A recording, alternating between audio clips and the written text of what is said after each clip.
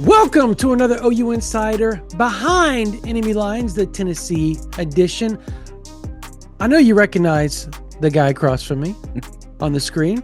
None other than Cousin Shane from that SEC podcast. It's world famous. Everybody knows the podcast. If you're an SEC fan, you see him multiple times a week on Twitter, Facebook, YouTube. He's everywhere. Shane, how you doing, man? If you're at the Golden Corral, you see me multiple times as well. So, doing all right, my man. Doing all right. How about yourself? You know what? OU fans could be better. They could be better. Yeah. They are 6-2. Look, I'm going to say this, and I know OU fans hate because Andy Staples said it's Oklahoma. It's championship or bust. Yeah. But I'm going to say this, and I want your thoughts on this. You're a Tennessee fan, so you understand the championship or bust mentality. They haven't won as much as Oklahoma in history, but that no, it's a shot. It's just not very many people have. But historically, Tennessee's been really, really good. Yes. So you understand the win or you're gone mentality. Yeah. College football is different now, like in the sense of you can be 9-3 and probably make the play. It hasn't been done yet, but at some point it's going to happen, right? Mm-hmm. And Oklahoma has a schedule to make that happen. And I think that's where my head's at now. 8-4, that's a big disappointment to me, and I could see BV on the hot seat at that point. But 9-3, you're 6-2 right now. If you're outside looking in here, talk to the Oklahoma fans and tell them why they shouldn't freak out just yet. Well, I mean, to be honest with you, there's never been a season like 2025. And, you know, me, diehard SEC fan for 40 something years of my life, you know, it seems like there was always one or two teams. You know, back in the day, we had an East and a West, and it's like we knew who the two good teams were, and everybody's vying for an opportunity. But by this point in the season, we knew exactly who's going to be representing the Southeastern Conference. But you know, we're sitting here now, man, and I have no clue. We're sitting here and we're making an argument. You talk about 9-3 at the start of this season. I said, hey, 10-2, you're in. But I'm also looking at like, how many 10-2 teams are there going to be in the Southeastern Conference right now? I'm not convinced. Maybe one, maybe two. I feel like there's going to be some 9-3s, and you can't leave them out just because we beat up on each other down here. So yeah, we've always preached parity's coming. But parity's here, and from top to bottom, I mean, look at Vanderbilt. Look at Mississippi State giving Texas a run for their money. I mean, there is no weekends off anymore in the Southeastern Conference. Well, I mean, I guess to start off with the big news that's happened. So look, we got to talk. It's OU Tennessee. It's behind enemy lines, but hell, Brian Kelly just got fired. Yeah, he did. Like the coaching carousel that is about to ensue this offseason and is already ensuing in the middle of the season right now. Would this not be, if you were going to move on from Brent Venables, would it not be the worst season to do it right now just because of the competition that's going to be out there for coaching? I always think of it like housing market, you know, just if everybody in your neighborhood has their house for sale, maybe I don't sell my house right now. You know, you kind of want to be the one or the two, but you definitely don't want to throw your hat in a race where I think we have 11, if I'm not mistaken, schools right now. And it's not even November, Shane. No, I want to read you this interesting stat I saw the other day, and it was just talking about buyouts. And one of the things that kind of stands out with me is how much money is kind of floating around here. So we're right now up to 167.9 million. Shout out to Brandon Marcello for doing this. 167.9 million in total buyout money committed to fired football coaches in this carousel, and it's not even November yet. So, yeah, you can get to $500 million by the time exactly the season's over. That's insanity. Yeah. So I knew there was going to be kind of this slinky effect because everybody was waiting to see what the college football playoffs are going to look like. You know, possibly going to a 9-game. It seems like there was some behind the scene conversations that kind of sewed that up. And now that there's not as much uncertainty on that side, you got organizations say, hey, we got to get ready. And yeah, we're seeing several coaches in the SEC get fired, but I still don't think that it's done. You know, we just had a show, and Mike brought up the point. He says, what one team right now would you say is a coach is safe, but that could change in 3 weeks? And he said Oklahoma. Oklahoma. Yeah, I agree. absolutely. Fact. That's a fact. And see, that's where I'm at. And look, our board, ouinsider.com, just everybody's always like, oh, fire BV, fire BV. Mm-hmm. And we came out yesterday after post game podcast and we said, look, I get it because we had to address it because everybody was Yeah. mad. But and I go back to if somebody would have told you at the beginning of the year that you were going to be 6-2, 8 games in, most OU fans would have been like, hell yes, like Yes. because what the schedule looked like. We're back, baby. Yeah, you're back. Exactly. No, you're right, but that's fact. Yeah. But it's that thing of in the throes of what is going on right now, Mm-hmm. everybody automatically goes, oh well, 6-1. You should beat number 8 Ole Miss. Well, you probably should, but everybody looks at, and I know OU fans look at it as Ole Miss, like Yeah. Ole Miss, like you shouldn't lose to Ole Miss. That's not your grandpa's Ole Miss. That's not your mama and daddy's Ole Miss. It's not my Ole Miss when I grew up. It's not the Ole Miss when you grew up. This No. is a different Ole Miss.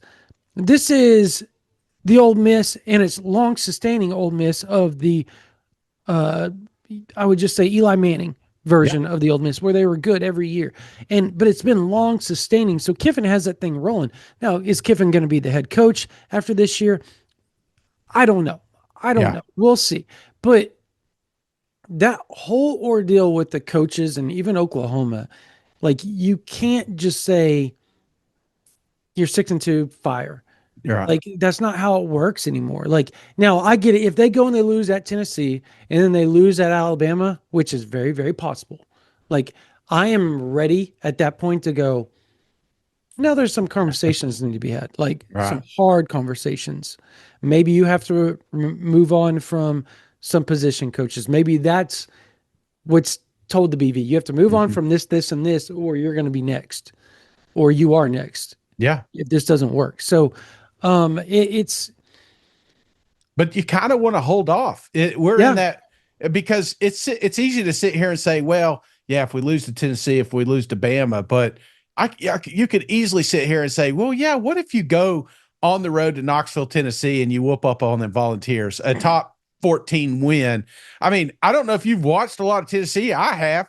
And I told Mike, I feel like Arbuckle's about to get a raise after he plays this defense. That's just how bad Tennessee. That's what Ole Miss thought too, by the way. Yeah, that's what Ole Miss thought too. So hey, you want to know what? Yeah. Straight up, like I know you watched the game straight up, and I want your just the Ole Miss talk. OU Ole Miss, just to kind of recap on that. Yeah, the offense. But I'll just say I talked to some sources last night, and they basically told me straight up, like, there are things the offense wishes they could have got back, and particularly not handing the ball off to Xavier Robinson more in the second half. Yeah. But overall, it was more John Mateer just not seeing the field. More than anything else, he's not seeing the field right now. The confidence that he had prior to his injury, he's not the same. He's not even running the same. He's running hesitant. Like when he scrambles, he's like doing all this juking and driving, like trying to throw pump fake and all that. That's when against Michigan, Auburn, he didn't do that. He just took off and said, I'm running. Good luck, catch me. The one time he did that against Ole Miss, I think he had like a 20-yard run. Yeah. And he never did it again. He never did it again. He's not the same. But we have to also remember he's just 1 month out from that thumb surgery. He's just now where he should be coming back. He came back early, and it's cost him in the confidence, I think. I would love your take on that.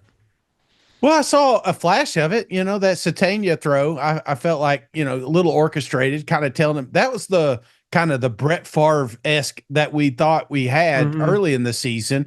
But again, a lot of pressure got put on John Mateer in the fourth quarter when there was some opportunities early in the game that kind of got you in that spot. I feel like Lane Kiffin doing that fourth down and giving you the ball on the 15, 20, something like that. And we walked away with 3. Yeah. We just moved backwards for 3 plays and kick a field goal.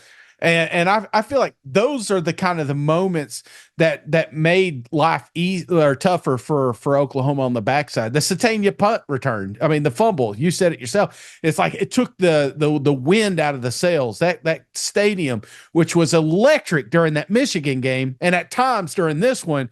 And it was a tough environment, right? The weather was horrible and stuff, but I felt like if this were a night game, there's a couple little factors. So yeah, going back to Mateer, a lot of this happened in the fourth quarter, but if you and I know it, then these coaches should know it. So I feel like there should be a little more accountability for the coaching staff, kind of taking that pressure off of John Mateer, maybe having something, dialed up where he's make him comfortable. There's things that you can do throughout the game to make your quarterback a little more comfortable. And I just felt like they just expected him to pick up right where he left off. And unfortunately, he's just not there yet. He's not. It is what it, probably good for Tennessee, to be honest. Look, he's not going to the NFL. I can't see him leaving for the NFL at this point. I think the injury and everything.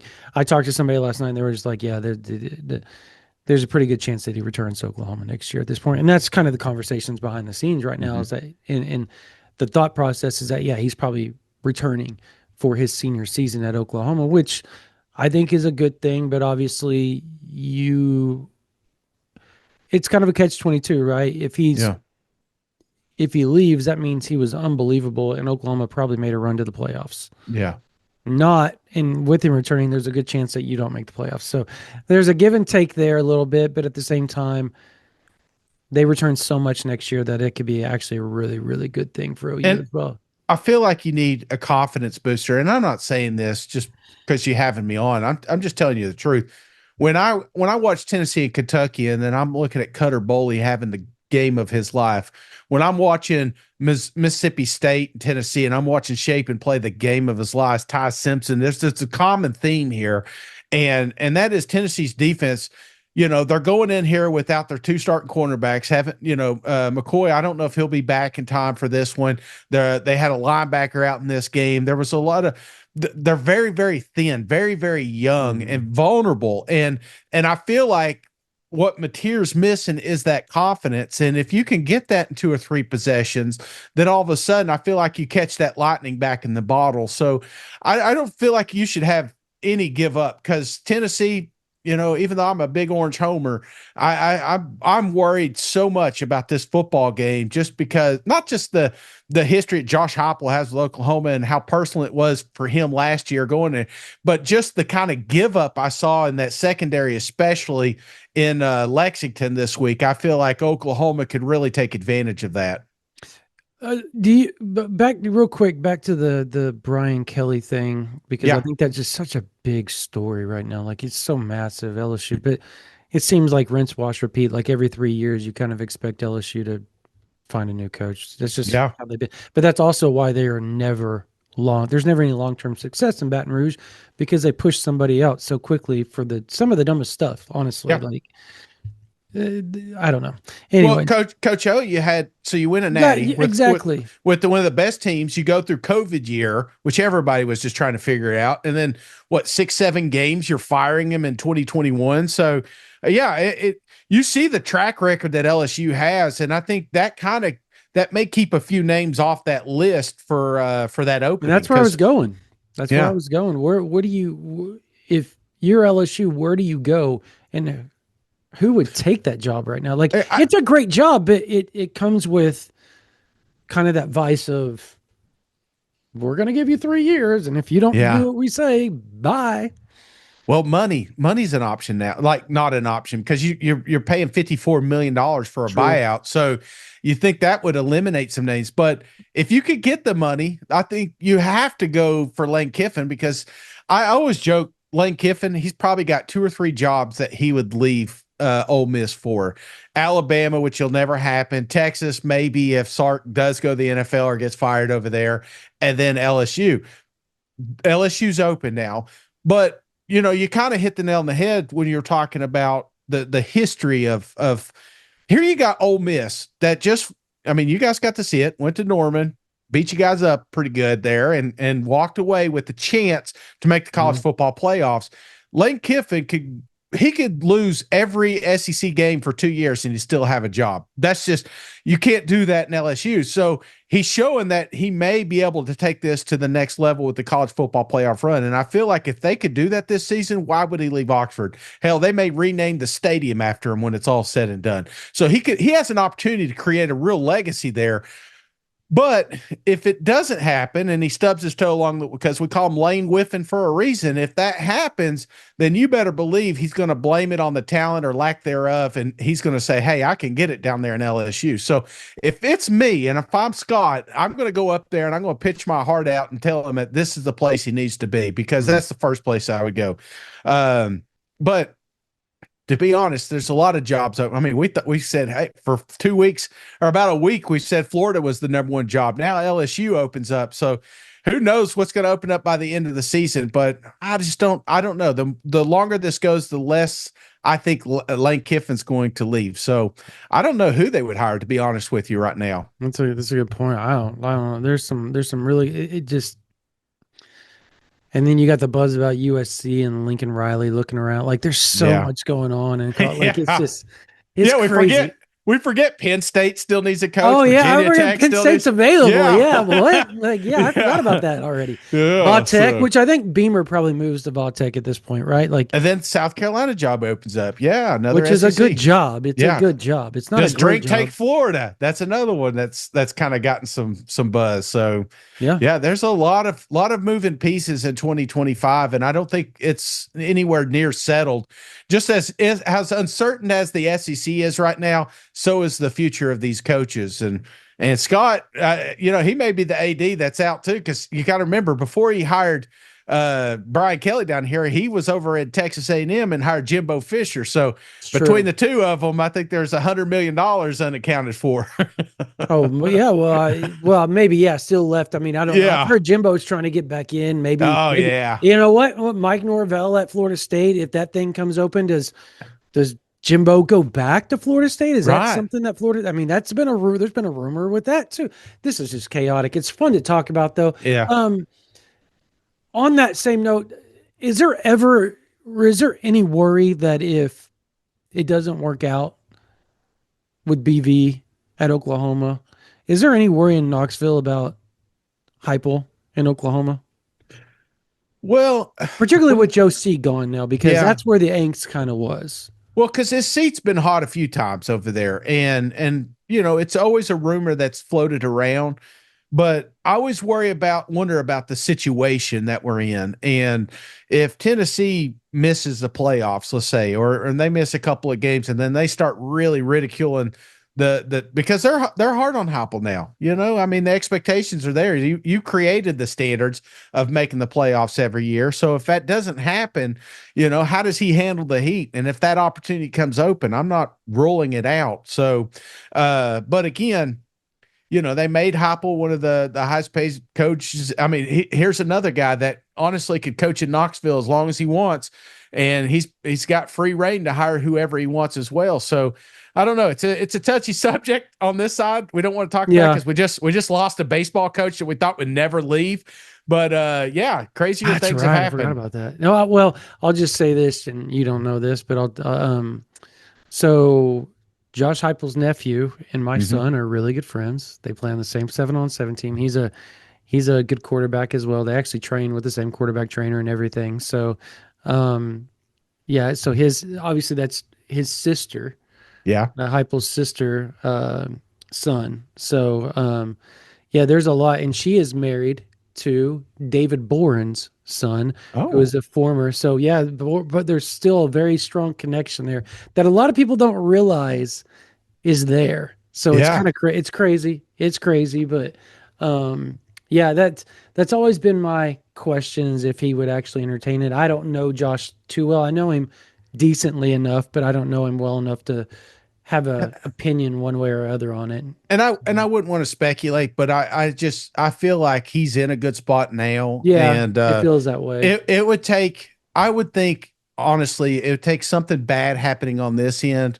And when I say bad, maybe losing 5 games or something, but then again, does Oklahoma entertain a coach that goes 8-5 or whatever, the record is at the end of the season. So I do feel like I say this as a Vol fan, and I watch it, and I watch you guys, and I see your defense year after year, and I'm like, golly, if we just had that defense, if we had that defense, we'd be unstoppable. So You it's guys just like, would. Yep. and you guys are probably watching it on offense, like, damn, if we Hmm. had that offense, we'd be Yep. unstoppable.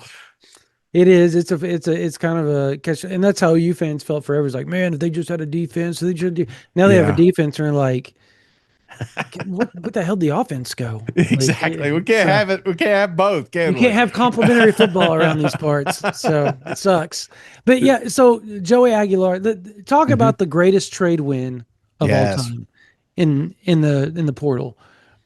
You you lose Nico Iamaleava for Yeah. whatever the reason is, money. Um, and because he wanted more of it, right? Like that's just Hmm. it is what it is. It's welcome to the game.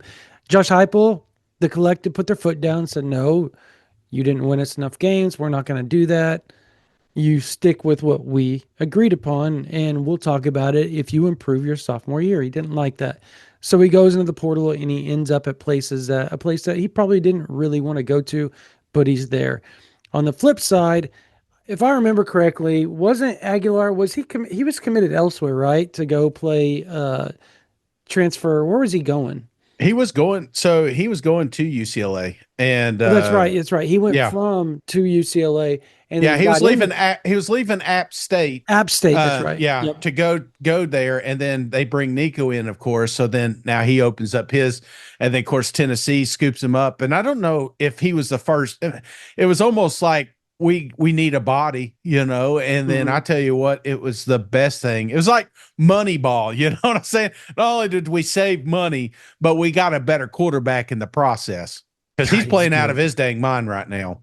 He's really, really Yeah, good. Are you surprised? Like, is the whole Tennessee nation like super surprised with how good he super. is? Yeah, it's just it's almost like I thought we'd talk about Nico all season long, but Hmm. about 3 weeks in, who's that guy? We don't even talk about him anymore. It's this is all Aguilar, and we're all bought in. And I tell you what, he's hook, line, and sinker. He's one of the best quarterbacks we've had since Hendon Hooker. So let me throw this stat line. Do you know his stat line by heart? Just out of Mm-mm. curiosity, he's completed 66% of his passes. He averages 9.3 yards a pass. He is 166 for 252 for 2,344 yards, 18 touchdowns, 6 interceptions with a 162 QB rating. Mm. Insanity. Oh, and by the way, the few reps that Jake Merklinger's got, he's looked pretty freaking good himself. So it seems like that Josh Heupel guy, which OU fans know, he kind of knows how to develop quarterbacks a little bit, just a little bit, a Yes. little bit. It felt like he was held back a little bit, the last couple of seasons with Milton and company, but Joey, and I've heard this from behind the scenes, it's just took over the playbook better, Yeah. just knew what to look for, and it's really given Heupel the opportunity to open up that playbook, which is phenomenal. The problem that Tennessee's running into, and I told you about the defense, but is also depth on the offense. So we got three great receivers, but that's it. And these guys, you'll notice it. They'll be on the field the entire game, all the way to the fourth quarter. So, Hmm. what does that look like? It's one thing if you're coming off a bye week, but after a couple of repetitive games, does that kind of take effect? So that's something to kind of watch from the Oklahoma side.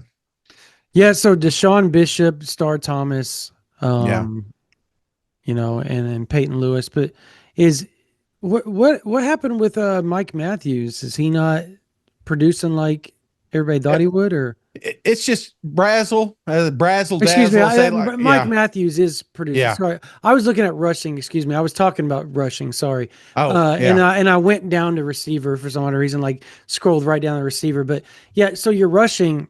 Bishop starts. Lewis, you guys have three really good rushers. Yes. Three Yeah. really good rushers. How how do they do that? Because OU fans would love to know how they balance out three rushers because Oklahoma struggles with that. I'm sure if you've paid attention, OU fans get really mad with the rotation of it. Mm-hmm. Like the game against Ole Miss, Blaylock got a safety, and then finally they went to Xavier Robinson before, and they were struggling running the ball prior to that. Mm-hmm. Blaylock had been really good leading up to that. Had a 100-yard game last week or the week before last against South Carolina. Struggled against Ole Miss, and that's not. He's a good player. He's a true freshman, by the way. He was a Mm-hmm. freshman of the week in the SEC, by the way, against South Carolina, and then struggled. But then Xavier Robinson comes in and hot. How do they balance that out? Because they're pretty balanced. You got a 652 yards, 418, Yeah. 227. So it's pretty balanced through that whole rushing attack. Yeah, and you'll notice it's a little bit different than what you saw last year. Tennessee, they try to play complementary football, meaning they don't want their defense on the football field the entire time, which Mm, they have a tendency to do. So they're not going to be as fast as they were the last time y'all played. Now, to do that, they balance with the running game. Now, one of the things you'll notice with this particular team is they're not afraid to take the top off. So we'll get to the receivers here in a second. But when you have that threat, and buddy, there's plenty of threat. There's plenty of film for that. It just you're not going to load the box like maybe you did last year, you know. mhm. So that opens up those running lanes, and that's all it is. It's just a product of the system that Josh Heupel's put together, and they will always, you know, maybe not lead the SEC, but they'll be dang near the top in rushing just because of the style they play. Yeah, they play that Baylor. If I remember, veer and shoot. Is that what it's called? Spread you out. And Yeah. that's all it is. They're going to throw the ball, and if they can count helmets and they feel like they got, you know, the upper hand, then they'll just hand off the football, and that's just kind of how they play. But you'll notice there'll be some more huddling. There'll be some a little bit slower because again, they don't have the ability to go as fast as they did last year. They don't have that defense to lean on. Hey, Sooners fans, we'll get you right back to the video, but first I want to give a shout out to our sponsor, SeatGeek. With over 35 million downloads, SeatGeek is the number one ticketing app. There are more than 70,000 events listed on SeatGeek, including concerts, sports, festivals, and more. SeatGeek is also the official ticket marketplace for the Oklahoma Sooners, so all Sooners tickets on SeatGeek are authentic and secure.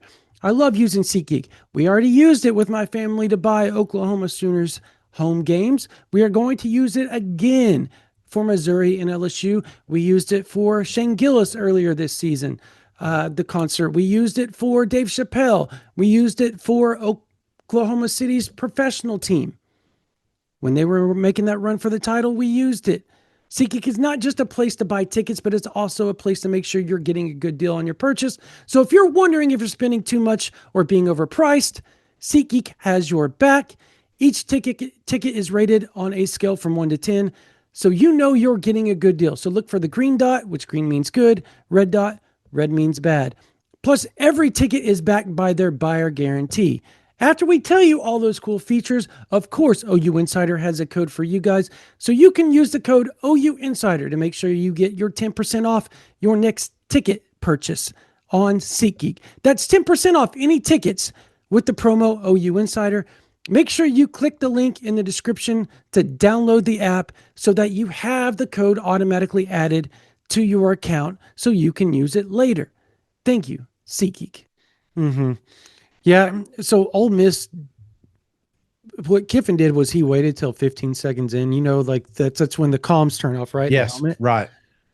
And directly after accusing BV of stealing, so he waits and then he signals in and gives the defense less time to adjust to what Right. they're doing. And it worked in the first half. Obviously, they figured out a way to combat that in the second half. And OU played really well on defense in the second half, but it was too little too late. They had already got the confidence with the offense, and they Mm-hmm. were going to score at times if they wanted to. Um, that said, is that kind of what you expect Tennessee to, how you expect them to attack? Because you talked about huddling Yeah. more. So used to watching Heupel's team just go, go, go, kind of like Right. Levy's teams, just fast, fast, fast, fast, fast. And so you're telling me they don't do that like they used to. Well, but they can. They can turn it on at any moment, and it Mhm. felt like they did that a couple of times with Kentucky. Because I mean, if you're going to give up gashing plays on defense, you might as well score as many points as possible on offense, and why they had 56 by the end of the night, and their starters still out there on the football field. So I feel like there's going to be some tough conversations in that locker room this week. They're probably going to start working out some of the younger kids on defense, especially. But as far as offense, that's one thing I like about Heupel is just when you feel like you got him figured out, he comes out with a new wrinkle. So Yeah. I to sit here and say that that's what they're going to do this week, they may not do it at all. They may come out here and just go play after play as quick as possible.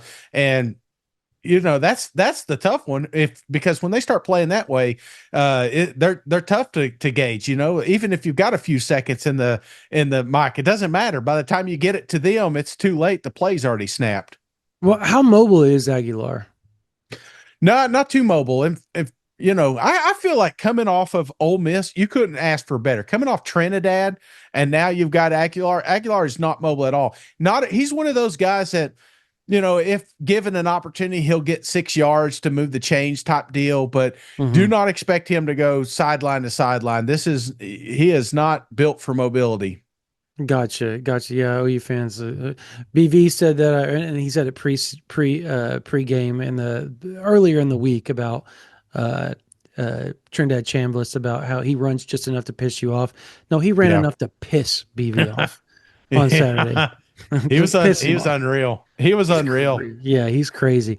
So you talked about Chris Brazzell. I believe it's Braylon Staley, Mike Yeah. Matthews, and then obviously Miles Kitzelman. Like, he's a really, really good tight end. Mm-hmm. Those four guys lead the team in receiving. Mike Matthews is the big recruit name, by the way, Yeah. for everybody that doesn't know, former 5-star.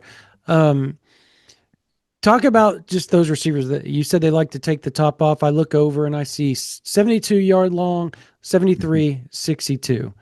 How often do you expect them to try to take the top off against Oklahoma, at least to stretch the field to keep OU honest?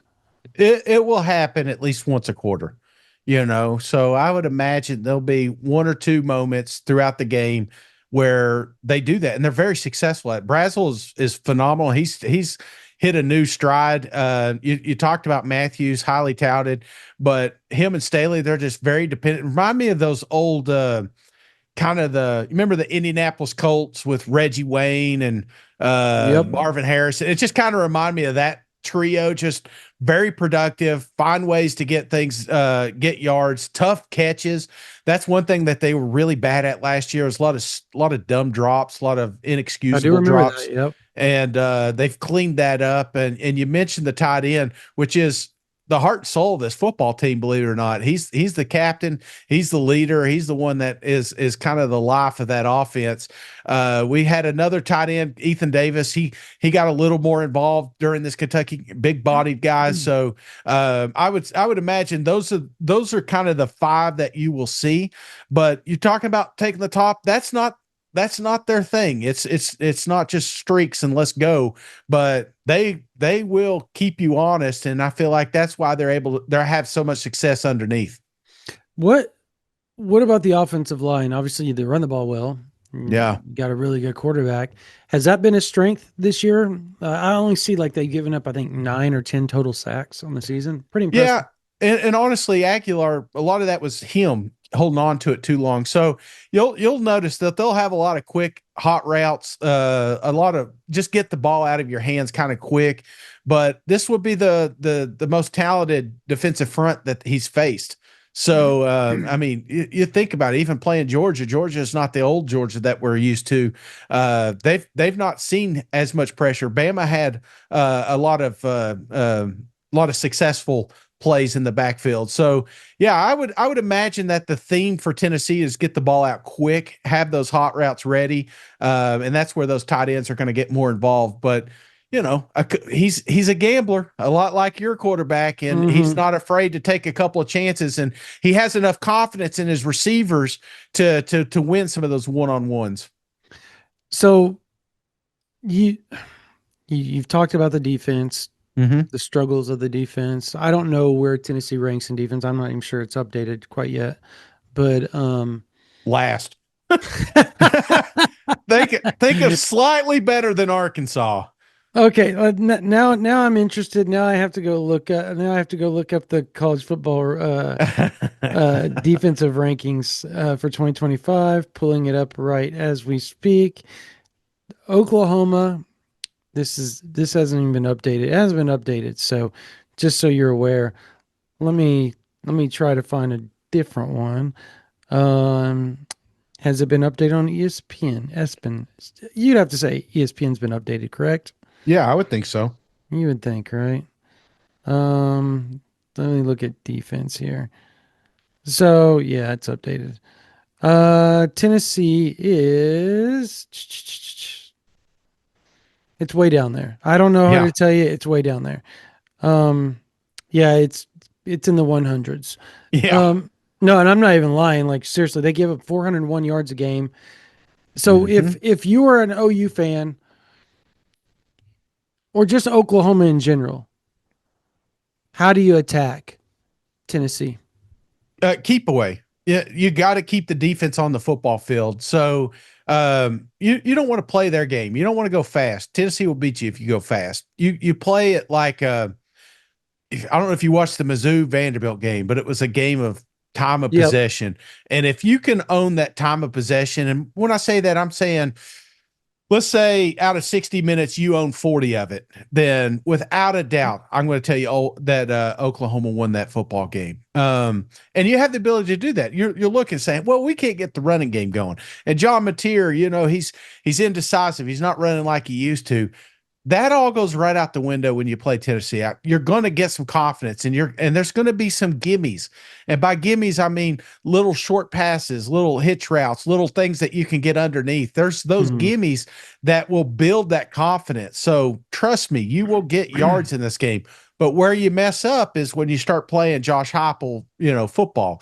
And if you start doing that and you start giving this offense the ball back, then they're going to take advantage of it. You can't make any mistakes. Can't, because this will be a loud environment. For sure. I'm telling you, Knoxville will be damn jumping. What time is this game? Do you know? Right off the 7:30 kickoff, man. Jeez, Tennessee always gets night games for a reason. It's like Death Valley, so they want to pump it up, and you got to get the crowd out of it. And you do that by time of possession.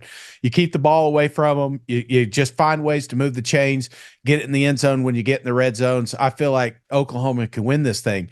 However, you make mistakes, you get this crowd involved. There's another game that can get out of hand quickly.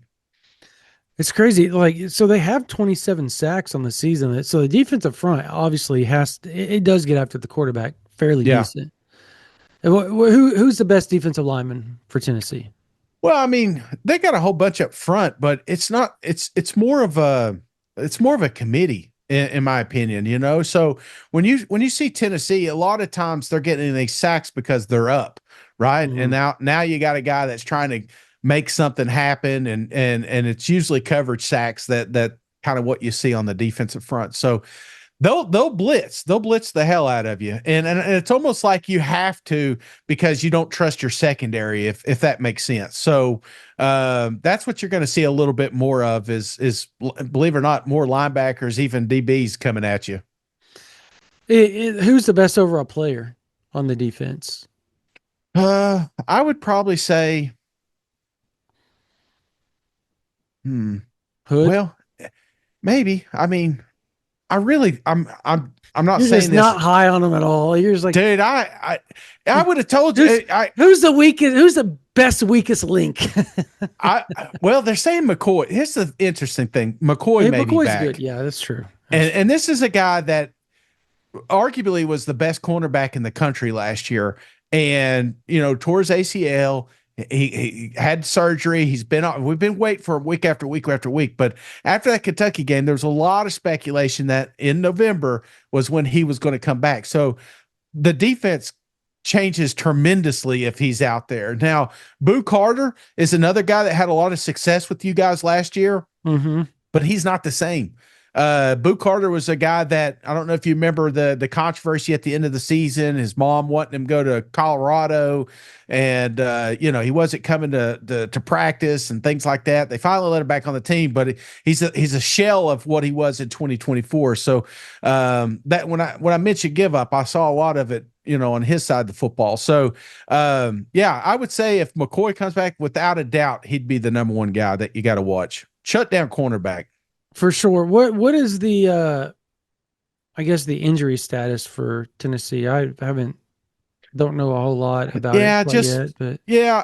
We're getting to that time of the year, right? A lot yeah. of bumps, a lot of bruises. So we're gonna have a lot of guys play hurt. And right now, like I said, it's the cornerbacks, the secondary taking the biggest hit. Defensive front's real thin.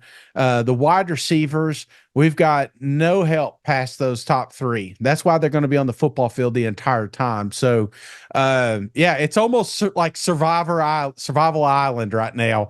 Yeah. And so you're getting them at a good time. I'd rather play Tennessee now than I would, week one, if you will. See, the crazy thing is, so I'm looking at what you had last week. Mm-hmm. Um, yeah, you talked about Jermon McCoy being out. And I guess he's, had trouble with his knee that he came back from a little bit. Is that the deal? Yeah, a little bit of a setback, but they were hoping he'd come back for the Arkansas game. Hmm. That was the rumor. A couple of media things. Of course, Josh Heupel got upset that was even brought up. So I probably shouldn't wish him to be out here. This is just a Vol fan talk and say, "Gosh, we need some help here." But yeah, I think that would be him and Hood.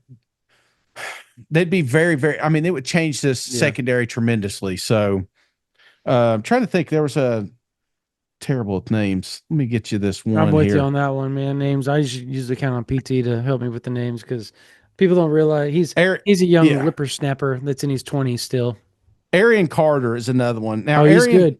yeah, so Arian, he was supposed to, he dressed out, but he didn't participate in the game last week. So this, I would anticipate he'll be in for the Oklahoma game. So that's another name to watch out for. Of course, they come back for Oklahoma. Of course, they Yeah. come back for Oklahoma. That's what OU fans are saying right now. Yeah, that sounds about right. Like, everybody's hurt against everybody else. Yeah. Yeah, just come back Yeah, for the that's Oklahoma how it game. happens. Usually when Tennessee plays Florida, every year it's always like that. In fact, sometimes the quarterback be banged up. Of course, Tennessee's got Florida Lake this year. It doesn't matter. Backup quarterback, they're going to have the best game of their life. We almost would rather play the starter for some reason, just that PTSD. Oh man! And here's the crazy part is like I'm interested to see how Florida reacts to everything, right? Yeah. Yeah. Because they This were is on a a bye this last week, weren't they? Yeah, yeah, Yeah. Georgia too. So they got the world's largest outdoor cocktail party going to be there in Jacksonville, and this I believe, if I'm not mistaken, the early lines on this thing's only 8 points, something like that. So they're anticipating it to be a close football game. Georgia's not like Georgia used to be. They I aren't. was I said, man, Georgia's back. They're going to play that. We're going to kill everybody, but I feel like after that Ole Miss game, of course, Ole Miss should have had them. They were up 9 points in the fourth quarter and Trinidad let that one slip away. And I thought that was what's going to happen with Oklahoma here, but they were able to close it out. So, Georgia is not. This ain't your Papaw's Georgia team. No, no, it really isn't. Tennessee wins if they do what three things on Saturday? Tennessee wins if they limit possessions. So Hmm. if they can, force some 3-and-outs, not necessarily win the time of possession, but don't let it get out of hand. That would be one. Tennessee wins man, if the defense does just enough, honestly, if the defense can force at least 2 turnovers, or 1.5, let's just say that 1.5 turnovers, I feel like Tennessee could win. And honestly, if the crowd stays in it most of the game, then this is going to be an electric environment. You guys got to experience it. One of the loudest games I ever saw was when Mm-hmm. Baker Mayfield came to Knoxville, Tennessee, and that place was jumping, and we let them off the hook. We barely let them off the hook, and probably one of the, I don't know, favorite games of your life. But Yeah, it's a pretty on awesome game. the I'm not gonna opposite lie. side, it sucked, and there's a lot of people that remember that. So the crowd will be ready for you. That's when everybody kind of knew Baker was different. Yeah. Just the gumption that he had, and they obviously that propelled them to the playoffs that year. And they played, ironically, Brent Venables and Uh that huh. Clemson defense, and they went in that game banged up. Their best defensive tackle was hurt, and they left that game with Baker injured before the game was over. Joe Mixon out. Samaj P. Ryan came in with a bummed up ankle, got hurt. Jordan Evans got hurt in the middle of the game, one of the best linebackers in college football that year. Um, who else got hurt?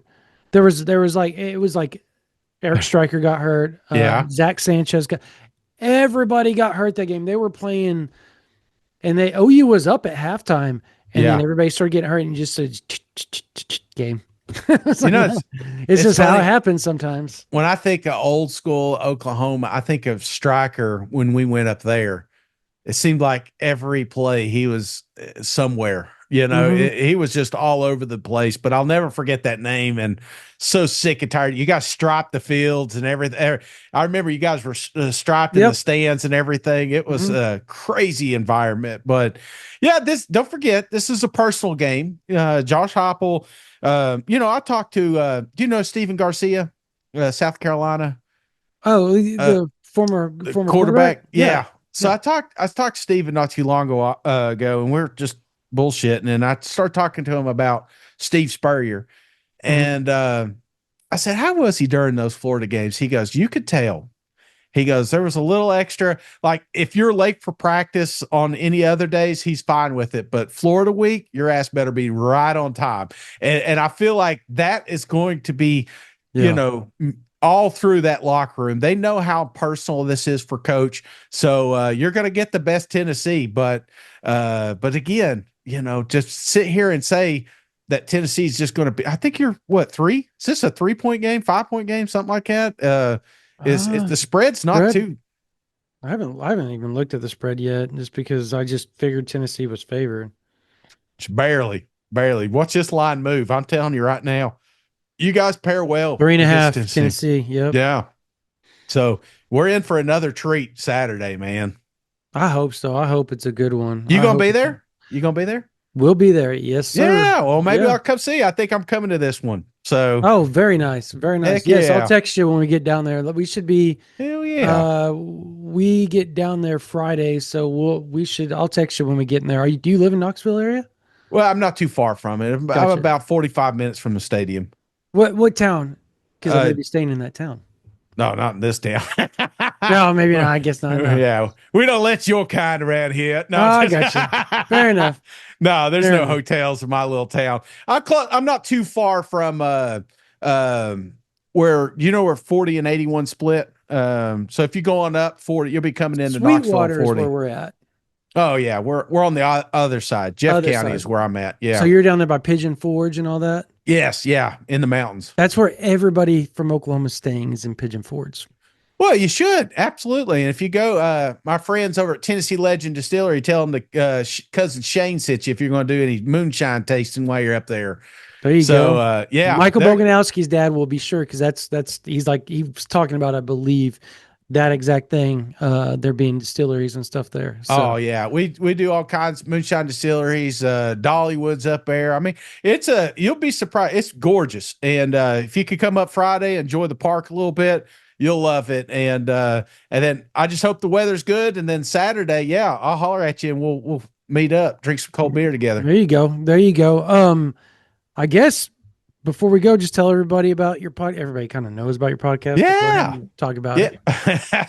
Well, we're on every night, 7 o'clock. That SEC podcast, me and cousin Mike. I'm sure you've he was down there when you guys first came Yep. over the conference, fell in love with it. What do you call them? Little swirlies or something he kept telling me about. The Mont. Yep. Yeah, he told me about them drinks. He said, I got to come check this thing out. So hope to get down there one time soon. And we were this close going to Red River. But Texas, we just didn't feel like they were keeping their end of the deal. So, but you can find us on YouTube. You can find us Spotify, anywhere you get your podcast. And of course, on the Twitters, I'm SEC Cousin Shane and SEC Mike, my co host, of course, and real cousins. We're a family business. There you go. There you go. Well, Shane, appreciate you coming on with us. That is Cousin Shane from that SEC podcast. And this is OU Insider Behind Enemy Lines. You all have a blessed day. All right. See you guys. Go balls.